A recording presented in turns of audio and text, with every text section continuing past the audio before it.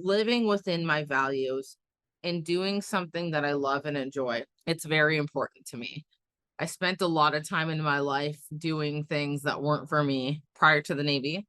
I spent a lot of time in my life not living in my values when I was in the Navy. And I spent a lot of time really not enjoying what I do. And so it is important and almost vital to me to make sure that if I am stepping into something in my life, whether that be another chapter, another phase, or just something that I'm a part of project wise, that it really aligns with what I love to do and my values. Welcome to Your Story Doesn't End Here, the mental health podcast of military and veterans who refuse to be silenced. I'm your host, Rachel, and my mission with this podcast is to be a voice for those who don't have a voice, bring awareness to mental health issues, provide value and solutions, and to change the culture when it comes to mental health within the DoD organizations.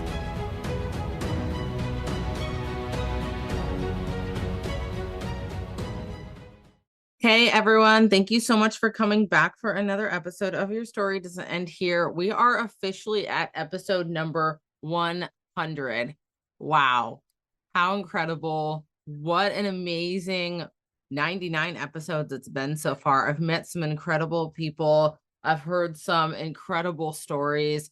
I've seen people take their life from, places that some people wouldn't make it back from and just turn it into something incredible. And I'm so grateful for every single guest that I've had on the show, everyone that listens in every single week, how much this podcast platform has grown, the people that I've met along the way just from having the platform that I have here. And so I wanted to start with just some gratitude because consistency is something that has been such a struggle for me most of my life. And to be able to put out this value every single Monday for you guys, it does so much to fill my soul. And I hope that it does the same for you as listeners in filling your cup each week, or giving you something to relate to or something to learn from, or another tool to help you in your mental health and personal journey in life. And so that being said, I just want to take this time in this episode today to reflect a bit, to share with you guys some exciting things that I have coming up with the platform. And then I'll do a little fun surprise at the end. So stick around for that. So starting with reflecting, I started this podcast in 2021, at the end of 2021. We're actually coming up to we are just about to 2 years into the podcast. And a lot of people will ask me all the time, how do you get started in podcasting? What steps do you need to take? And I think the hardest thing for me was just the action piece. Just do it. Just get started. And realizing that done is better than perfect. And so if you look back at my early episodes of the show, my podcast artwork was something that I had curated on Canva. I didn't pay anyone for it. I did some basic, threw together something on Canva that looked decent, that matched the feel that I wanted, and I just rolled with it. The name for the podcast is actually something that I have tattooed on my right forearm, and my tattoo is very much a memorial and tribute piece. It says your story doesn't end here in a scroll. There's some roses, there's a timepiece, there's the semicolon at the end of your story doesn't end here. And I purposefully put it on my right forearm because anytime I shake someone's hand, I want them to know that I am a safe space. I am someone that they can talk to, they can trust. And it's kind of one of those subliminal message things. But, I've said this before and I'll say it again. Your story doesn't end here is very much in honor of the people that I've lost to suicide during my time served in the Navy, and the time even outside of the Navy, as people continue to take their lives in the military, in the Navy, realistically, in our militaries across the globe. It really is such a large scale issue, and it's sad. And I'm so grateful for the work that's been done legislatively recently, to send the message that we care, but there's still so much more work to be done. So the podcast is going to continue. But when I look at where things were when I first started and where my mindset was, and I wasn't really sure what I wanted to grow this into. I just knew that I wanted a platform for people to share their voices. And realistically, over the last 2 years, it's been almost a daily thought process of, okay, what's next? What do I want to grow this into? How do I want to take action to share this more with the world? Because the awareness piece is great. It's incredible. It's needed, but there has to be more. And when I reflect on this and I think to myself, I could impact on a global scale, I could impact on a national scale, I could niche down to the smallest demographic of people. As long as I'm changing one life, just one life, that's what really matters. And that's what keeps me going with the podcast, is that I know that there are people that tune in every week that are relying on these episodes, that love to listen to these episodes. And it is changing at least one life every single week, I hope. But as far as, the next steps, I really spent a lot of time reflecting on that and have tried different ideas in my head, have ran different things through a few people that I know, and a lot of things just really haven't resonated with me. And one thing that I like to applaud myself on when it comes to my growth outside of the military is that living within my values and doing something that I love and enjoy, it's very important to me. I spent a lot of time in my life doing things that weren't for me prior to the Navy. I spent a lot of time in my life not living in my values when I was in the Navy. And I've spent a lot of time really not enjoying what I do. And so it is important and almost vital to me to make sure that if I am stepping into something in my life, whether that be another chapter, another phase, or just something that I'm a part of project wise, that it really aligns with what I love to do and my values. And so that's been a major area of growth for me that I want to acknowledge for myself. And that doesn't come with it. That does not come without its downfalls, though, because in me spending so much time thinking about that perfect thing that aligns with my values, sometimes it can hinder me from taking action on certain things and hinder me from trying certain things. And so it's kind of this fine line of balance that is a continuous work in progress. But I'll kind of use this to segue into what I've been working on with that action piece. And so when I was really sitting down and pondering and thinking, what is it that is going to make the biggest impact as a next step? There are so many ideas that flooded through my head. And the way my brain works is I'm constantly coming up with new ideas all the time. So filtering the things that make the most sense, and it sometimes can be really hard. But I decided that I really wanted to start with my local community. And there's a few reasons for that. I live in Whidbey Island, Washington. And in Whidbey Island, we have the largest veteran population per capita in the entire state of Washington. Now, that's Island County, which is actually comprised of 2 islands, but a lot of veterans live on Whidbey Island. And we're kind of tucked away in this corner of Upper Washington. And there is a naval air station here. So there's a very large military and veteran presence. And when I started doing some searching to find what resources were available around here, it wasn't an easy search. It didn't seem like a lot of resources popped up. And so my initial thought process was, okay, well, I'll just come in and I'll be a resource. And that's evolved. That thought process has definitely evolved since then. But December of last year, I was able to do an event called Bring a Buddy. And this event, if you listen back to my episodes, I did an episode with Catherine a few episodes back. She lives over on the East Coast, and she is a huge, huge advocate for veterans. And she did this Bring a Buddy event at a local coffee shop in Virginia, I believe it was. And I think they'll probably be on their 3rd year this year if they do it again. I'm not sure. But I thought it was really cool, this idea of just bringing people together to normalize conversations surrounding mental health. And so I started that as my like test event. I had a very small amount of people there, but it was small and intimate enough to be impactful. And that was really cool to me. And so the next event that I decided to plan was on a larger scale. And I've learned so much in just planning this event. And the next time I do something like this, there's so many things that I'll optimize, but it's incredible to me watching the pieces fall into place with what I am doing. And so if you're in the Whidbey Island area, I've talked about this a few times, but I'm going to plug it again because I'm so excited for what this has turned into. But there's a film called Stranger at Home, and it's a military mental health documentary. And I was so excited when I connected with Beth Dolan, who's the director of this film, last year. I actually found her searching through Instagram. I was just searching random hashtags related to military mental health, and I came across this film.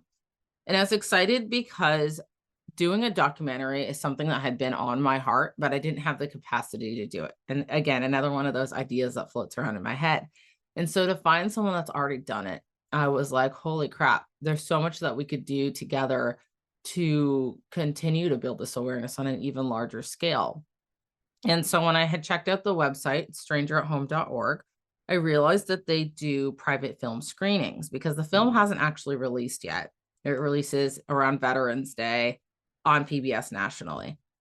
And so Beth and I connected about starting the works of planning this event in my local community. And so initially we had planned for May of this year. I had to end up pushing that because, again, planning an event's no joke. I had to optimize. I had to figure out some things. I had to change around some things. Funding events is a whole different ball game. And again, there's been so many lessons learned through this. But in that optimization, we were able to add a keynote presentation to this event with the San Diego Veterans Coalition. And I'm going to hopefully get Vic and Maurice with the San Diego Veterans Coalition on the podcast so you can hear firsthand from them what they're doing down in San Diego. But what's so cool to me is that they've taken this concept and idea of reintegration, helping military members before they get out so that we can set our service members and veterans up for the most success. And they have created the Center for Military and Veterans Reintegration model that they've implemented successfully in several areas of Southern California. And so to have a blueprint, a starting point, a model to be able to bring back to my community and say, hey, let's try something like this. Let's make the most impact here. It's been so incredible to watch those pieces fall into place as we approach this event. And so that's the biggest thing that I've been working on, and probably the biggest project I've taken on. I feel like in my entire life, I've taken on some pretty big projects. But that event's happening September 30th, and it'll be in Oak Harbor, Washington. If you're in the Washington area, please grab a ticket, come out to the event, and just support, be there, send the message to our community that we care about our military, our veterans, mental health. I named the event Save a Life, and I strategically named it that because I want the emphasis to be on saving lives. I want the emphasis to be on the fact that military members, veterans are taking their lives every single day, and we have to step in and do something drastic to support this population and this demographic that so desperately needs it in an area where it is so desperately needed. And so that's the biggest thing that I've been working on. On the side, when I talked and I alluded to earlier about me constantly thinking of ideas in my head over the last 2 years and how I could impact the event that I'm doing, that is going to be more on a nonprofit scale. But I want to do more to be able to help the active duty side, because I think often active duty is forgotten. A lot of the programs out there really focus on veterans, and it's because yes, we do hand off people when they get out of the military, and we just say, hey, have fun and the veteran life, and the resources and support are there, but you have to find them yourself. Good luck. Maybe not that experience for everyone, but that was my experience. So that's the example I'm going to use. But on the active duty side, I think there's a lot of support that I felt like I could have used when I was active.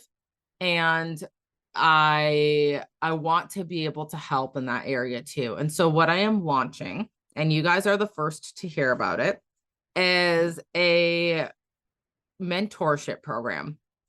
And this is going to be for active duty E5 and below. And it's for those people that just want to learn how to be better leaders, how to cultivate themselves so that they're taking care of themselves and they're able to simultaneously take care of those around them. And I think that had I had something like this when I was still active duty, I think it would have been a game changer for me because I didn't start to learn these principles until right before I got out of the military. And I wasn't able to optimize my impact as a leader in the military or optimize my impact on myself as a person.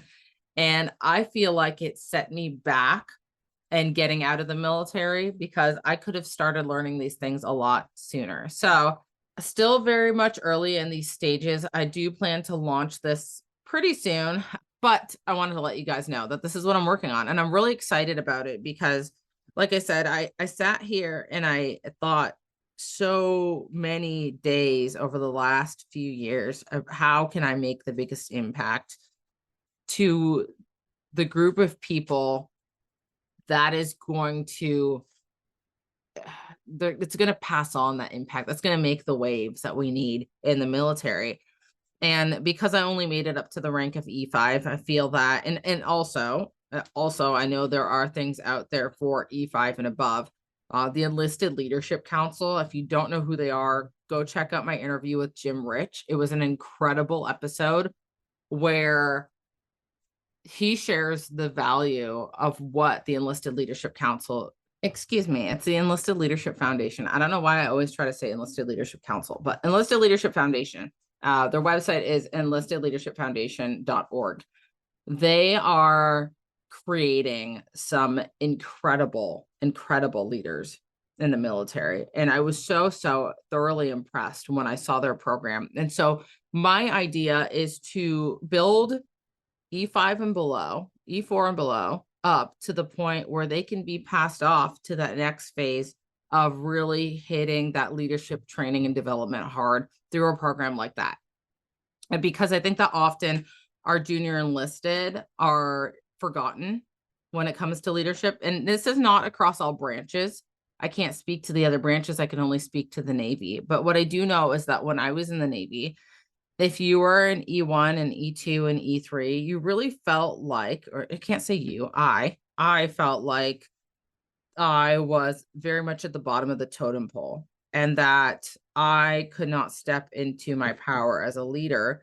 But what that created is when I became an E4 and I became an E5, it created almost a complex where I felt like I was thrown now into leadership and I had to figure it all out. And all of a sudden, the people that were my friends that I could get away with certain things, now all of a sudden I have to lead them.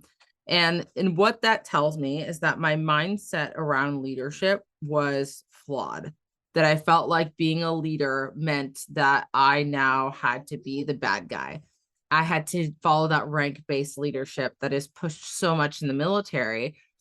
And I didn't learn the leadership principles until I got out, or until right before I got out. And it was still, even practicing them and implementing them, it's a different ball game than reading it in a book too, because every situation is going to be slightly different. And so I'm so excited to be in a position where I can help the junior enlisted in the military learn these leadership principles, tweak them, practice them, implement them into their day-to-day life, because I really truly believe in my soul that this is what's going to make the biggest impact on our military when it comes to changing the culture. And if you notice in my intro, I do talk about changing the culture. I added that piece in when I rebranded last year because yes, we can implement all kinds of legislation. There has been legislation implemented. The McPon just put out some call to actions to the chief's mess. The president just signed in some directives regarding sexual assault. The Brandon Act happened. There are things that are happening on a legislative level. However, we can put out trainings to the military all day. And if you've served in the military, you know how most of the trainings go, especially the death by PowerPoints.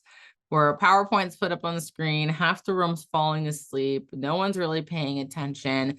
The presenter tries their hardest to be interactive, but it's just not quite clicking because we're not impacting on the way that we need to, and not everyone is receiving the information on the level that they need to. And so, really excited about this program. Stay tuned for that. Please make sure you follow the Instagram page. That's where I'm going to put out the most information. It is _YSDEH. I link it in the show notes for every single episode. So make sure that you follow that page and follow that for updates on what is to come with this mentorship program. And like I said, let your people know if you know someone that feels that they need something like this. Please send them my way.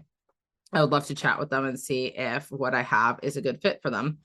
And so excited to be able to impact on multiple forefronts in the military. So this is something, like I said, that's been in the works for a number of years. So that being said, I want to wrap up the episode today with a little gift for you guys. So if you follow the Instagram page, I will have a post up there for a giveaway.